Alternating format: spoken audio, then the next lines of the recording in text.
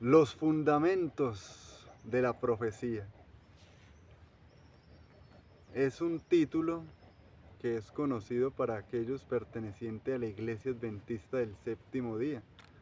Y aquí es donde queremos hablarles un poco acerca de los hábitos de estudio de la Biblia y devocionales que tiene esta iglesia o quienes pertenecen a esta denominación cristiana. Cada 3 meses publican un folleto durante los cuales se estudia diariamente una porción de las Sagradas Escrituras de la Biblia. Justamente para el trimestre que corresponde al segundo en este año, los adventistas del séptimo día a nivel mundial están estudiando las imágenes, las alusiones y los símbolos de la profecía bíblica. Para ello, piden que algún erudito perteneciente a esta denominación, generalmente profesores universitarios de la amplia red educacional que tienen también a nivel mundial, pues realice como tal un estudio que se pueda compartir con la hermandad y de donde puedan sacar lecciones inspiradoras para el diario vivir. ¿Y qué podríamos compartir con el público cristiano en general basado en el título que les hemos mencionado, los fundamentos de la profecía? En primer lugar, mencionarles que se escoge también un texto bíblico base como referencia para el estudio semanal, y en esta ocasión se encuentra en Isaías 6:8, tal vez un texto conocido para todo cristiano que ha escuchado acerca de la historia de este profeta del Antiguo Testamento, que vivió entre los años 740 al 686 a.C. y que tuvo la oportunidad de tener una visión sobre el trono de Dios, justamente en el capítulo 6 de su libro, un libro extenso de 66 capítulos. Él relata lo que fue ese momento maravilloso, pero a la vez asombroso y lleno también de temor para el propio profeta, por lo que le conllevó tener esa visión. Así que el texto, como les comentamos, está basado en la siguiente declaración.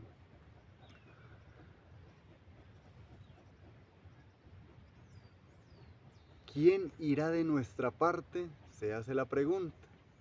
El profeta responde: aquí estoy, envíame a mí. Basado en eso que acabamos de declarar, Isaías 6:8, vale la pena hacer el contexto de la visión para que todo cristiano interesado en conocer un poco acerca de los fundamentos de la profecía que los adventistas del séptimo día tienen como base para el estudio en esta semana, puedan crecer y edificarse espiritualmente. Comienza diciendo la narración en la versión popular Reina Valera, que en el año en que murió el rey Usías, vi yo al Señor, narrando el profeta Isaías, al Señor sentado sobre un trono alto y sublime, y la orla de su manto llenaba el templo. Encima de él había serafines, cada uno tenía 6 alas, con 2 cubrían sus rostros, con 2 cubrían sus pies, y con 2 volaban. Y uno al otro decían: Santo, Santo, Santo, es el Señor Todopoderoso. Toda la tierra está llena de su gloria. Y a la voz del que clamaba, los quiciales de las puertas se estremecieron y la casa se llenó de humo.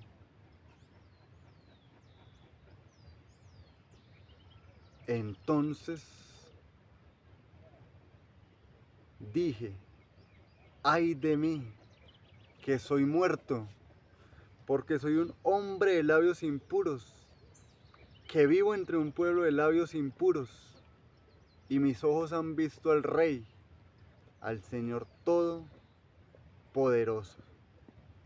Entonces voló hacia mí uno de los serafines que tenía una tenaza y que había sacado una brasa encendida del altar. Con ella tocó mis labios y me dijo: mira, esto tocó tus labios y ha sido quitada tu culpa y perdonado tu pecado. Entonces se oyó una voz que dijo: ¿a quién enviaré? ¿Quién irá de nuestra parte? Y yo dije: aquí estoy, envíame a mí. Maravilloso relato con el cual se introduce este estudio que, como les hemos comentado, realizan los adventistas del séptimo día semanalmente, y que en esta ocasión, basado en el título Fundamentos de la Profecía, quiere mostrar cómo algunos aspectos interesantes de las visiones bíblicas acerca del trono de Dios pueden enseñar a los cristianos lecciones para vida eterna. Ejemplo, cómo somos justificados ante un Dios santo gracias al sacrificio de Cristo Jesús. Ejemplo, cómo el trono de Dios representa su señorío sobre la creación como creador que es, su capacidad como juez, otra de las funciones a que alude esta imagen de un trono de Dios, a su capacidad también para salvar, como uno de los aspectos también que puede cumplir un rey, un juez y un gobernante que tiene misericordia y se apiada de sus criaturas, que en este caso han caído en pecado, así como lo escribe el mismo profeta en su propia situación, después de ver algo tan alto y sublime como es el trono de Dios. Vaya manera entonces de introducirnos el profeta a esta situación que se va a repetir en otros aspectos de la Biblia, y a continuación por eso quiero hacer también una alusión a una segunda visión, a un segundo momento. Tal vez no se los vamos a repetir de memoria tal cual lo encontramos en el libro ahora de otro profeta llamado Ezequiel, capítulo 1, versos del 1 en adelante, pero sí les queremos resumir lo que vio este otro hombre de Dios acerca de estas escenas de un trono de Dios en el cielo. En esta ocasión, el contexto es un poco diferente al de Isaías. Les mencionamos la época del profeta anterior, 740-686 a.C. Todavía el pueblo de Israel, Judá específicamente, no había sido exiliado, como sucedió más adelante de acuerdo a su rebelión, como lo presenta el libro de Crónicas de la Biblia.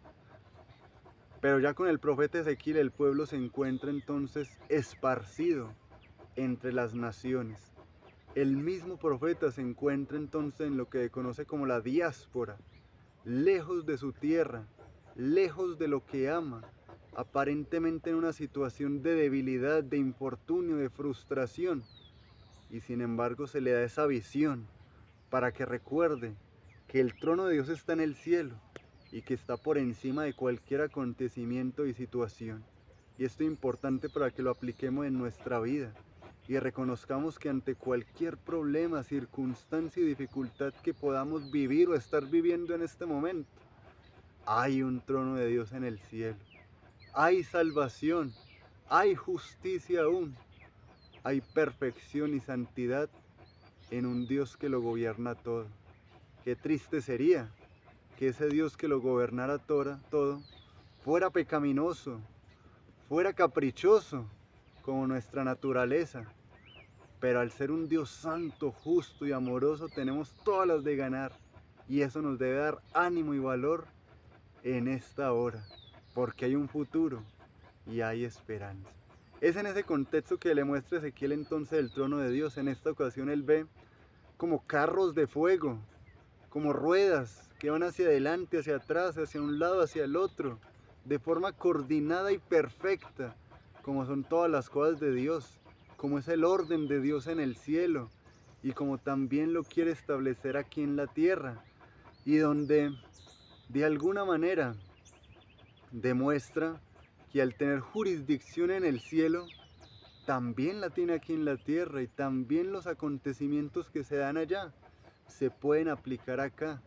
Es cierto que aquí el pecado ha malogrado la creación, pero todavía es posible que seres hechos a la imagen de Dios puedan reflejar su gloria, y a eso alude justamente el tema de la lección en esta semana, al mostrarnos esas glorias, visiones celestiales, ver cómo eso también se puede aplicar aquí, a la vida nuestra, aunque parezca terrena, aunque parezca de alguna u otra forma destinada a un caos o la perdición, como tantos filósofos en la actualidad lo querían catalogar, y como obviamente vemos la desgracia que todavía se vive, pero mostrándonos que aún en medio de este aparente infortunio, el trono de Dios todavía está presente. Su presencia es real entre los que lo aman, entre su pueblo. A eso realmente quiere ir esta visión, y por eso voy a dar un poco más detalles. Aparecen algunos seres interesantes. Dicen que tienen ciertos rostros o caras. El profeta más o menos los menciona de esta manera: rostro de león, rostro de hombre, rostro de águila y rostro de buey o de algún animal de carga parecido a esto. De esta manera se reflejan algunas características de unos seres especiales en la visión de Ezequiel, y que como tal vez es necesario ir avanzando con otras visiones que nos gustaría comentar, vale la pena de una vez dar como el significado de lo que podrían ser estas situaciones. Remontándonos a la visión anterior del trono de Dios, recordemos que habían serafines. Ese es un orden de ángeles que existe, y en ese caso se nos describía muy claramente que tenían 6 alas, lo que hacían con sus alas, cómo se cubrían el rostro en señal de reverencia hacia Dios. En esta ocasión, estos seres que aparecen en la visión de Ezequiel sería otro orden de ángeles que en la misma visión del profeta en este capítulo que hemos mencionado alude a ellos como querubines. Este sería otro orden también de ángeles que están cercanos al trono de Dios, y donde, como vamos a ver en el siguiente texto al que vamos a aludir a continuación, perteneció en algún momento a aquel ángel llamado Lucifer, y que más adelante se convirtió en Satanás, el enemigo de Dios y de todos aquellos que quieren seguir lo recto, lo justo, lo bueno, las leyes y el gobierno de Dios, estar cerca de su trono. Pues bien, las características entonces que hemos mencionado de rostros, hombre, águila, buey, león, representarían diferentes capacidades que tendrían estos seres angélicos: su fuerza, su inteligencia, su velocidad, su capacidad de servicio, porque son ministros de Dios. De esa manera se los menciona. Y teniendo ya este contexto de cosas tan celestiales, tan sublimes, tan bonitas de las que hemos hablado, pasemos de una vez entonces a ese tema que introdujimos, hablando del querubín protector llamado Lucifer. Sí, en el mismo libro de Ezequiel, ahora en el capítulo 28, se da una descripción de un rey llamado Tiro. Pero esa descripción alude también directamente, de forma profética y simbólica, pero mostrando cosas muy reales de lo que se vive en el cielo con este ser llamado Lucifer. Se dice que este querubín, ahí se dice también que es protector, estaba cerca de Dios. Dice que en medio de las piedras de fuego se paseaba, en el mismo Edén, dando a entender que él también en algún momento disfrutó de ese paraíso que Dios creó llamado Edén, incluso antes de la existencia de Adán y Eva. Pero a diferencia de estos, él no tendrá oportunidad de volver a ese paraíso. En cambio, estos, a pesar de haber caído en pecado Adán y Eva, al arrepentirse y aceptar el sacrificio de Cristo Jesús como Cordero en favor de ellos, tendrán oportunidad de gozar nuevamente de esas maravillas. ¿Y por qué fue que cayó este querubín protector que estaba tan cerca de Dios? Allí mismo se dice que se enalteció su corazón a causa de su hermosura, de su orgullo, y de esa manera pecó. Esto da una muestra también a todo este contexto del gran conflicto cósmico entre el bien y el mal, que ha afectado no solamente este planeta Tierra a raíz del pecado, sino que tiene consecuencias para todo el cosmos, para toda la creación de Dios, en los diferentes sistemas planetarios que existan. Si es que puedes creer según Job, capítulo 38, versículo 7, acerca de la existencia de otros mundos, de otros planetas, de seres celestiales maravillosos que nunca han caído en pecado, pero que de alguna manera esa transgresión de este querubín les afectó, porque quería poner en duda ese gobierno, ese trono de Dios del que estamos hablando en este momento. Vale la pena ahora avanzar y decir que después de ver entonces todo este contexto de diferentes visiones, el libro de Apocalipsis de San Juan muestra una última, maravillosa, en el capítulo 4, versos desde el 1 en adelante. También, no diciéndotelo literalmente, pero sí por diferentes aspectos te puedo mencionar que Juan narra lo siguiente. Entonces vi una puerta abierta en el cielo y el trono de Dios. Mira que se mencionan algunas características de este lugar. Dice que era refulgente y que parecía o tenía la apariencia del jaspe, de la cornalina, de la esmeralda. Sabes que también se menciona que habían seres alrededor de ese trono, seres vivientes. Y mira, las características son las mismas que menciona en Ezequiel, con rostro de león, águila, hombre, y en este caso también se menciona un becerro, como decíamos, un animal de sacrificio, de trabajo. Todo esto mostrando las características de dos seres maravillosos angelicales que están en el orden de Dios, cerca de Él, cumpliendo funciones importantes. En Apocalipsis 4 también se describen unos ancianos, son 24, y también dan honra y gloria. Repiten también santo, santo, santo, como lo dijeran aquellos serafines en la visión de Isaías. Y el contexto de todo este capítulo definitivamente también alude a la creación de Dios, porque tú creaste todas las cosas. Es algo que se repite en los cantos que siguen de Apocalipsis a estas visiones del trono de Dios. El que es, el que era, el que ha de venir, el creador de todo, que merece la alabanza y la gloria. Y ahora tú y yo, ¿cómo podemos aplicar estas enseñanzas a nuestro diario vivir? ¿Será que Dios merecerá nuestra adoración? ¿Será que Dios, el Creador, podrá entonces contar con nosotros para también cumplir grandes propósitos con la inteligencia con los que nos ha dotado, con la fuerza que nos puede dar por medio de su Espíritu, con la valentía y el poder para salvación de tantas personas que no lo conocen? Justamente es el sentido de este video, y es que tú puedas llegar a conocer más profundamente la forma de estudiar las profecías de la Biblia, las puedas aplicar a tu vida y puedas finalmente ser salvo. Eso es lo más especial. Te quiero dar un dato muy interesante acerca de la Iglesia Adventista del Séptimo Día, para ir concluyéndote esta reflexión en esta hora. En el mismo libro de Apocalipsis capítulo 14 se mencionan unos seres, 144,000 que cantan a Dios. Y ellos son sin mancha, son perfectos delante de Él.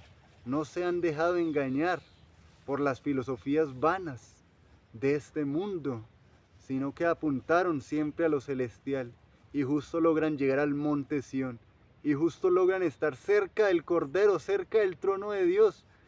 Y justo se hace un paréntesis para mostrar la misión que ellos cumplieron, si nos basamos en lo que está sucediendo en ese momento, en esa escena, pero que retrata lo que se está viviendo realmente. en esta etapa de la historia de este mundo. Se dice que aparece un ángel volando con el evangelio eterno para predicarlo a todos los que habitan en la tierra, nación, tribu, lengua y pueblo. Los serafines de Isaías 6 tienen un significado en cuanto a su nombre de que arden como antorchas. De eso se dijo de Juan el Bautista, que tenía que arder como una antorcha en medio de la oscuridad de su tiempo para anunciar la venida del Mesías. Y de eso se habla de la Iglesia Adventista del Séptimo Día hoy, que está compartiendo prácticamente en nombre de ella este video contigo, acerca de la función que cumple para compartir el Evangelio eterno, que Cristo ha muerto por ti, que Cristo ha muerto por mí, para darte, para darme salvación, que hay esperanza y que debemos profundizar en sus conocimientos para poder estar del lado correcto, para poder alcanzar la victoria, para ser salvos.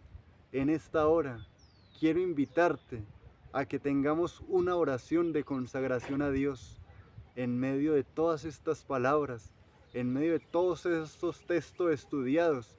Podamos decirle a Él: Señor, ayúdame a encontrar el camino correcto.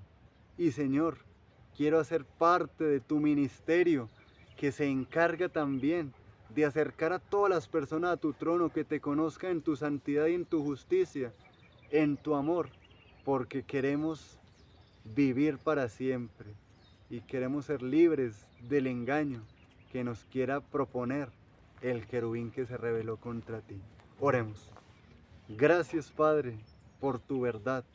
Gracias por el mensaje que das a través de la Biblia y que tu Iglesia Adventista del Séptimo Día quiso proclamar, y lo hace también a través de estos medios.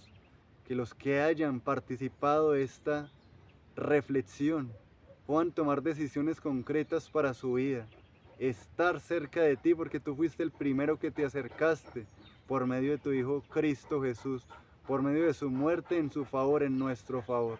Te aceptamos, te alabamos. En Jesús, amén.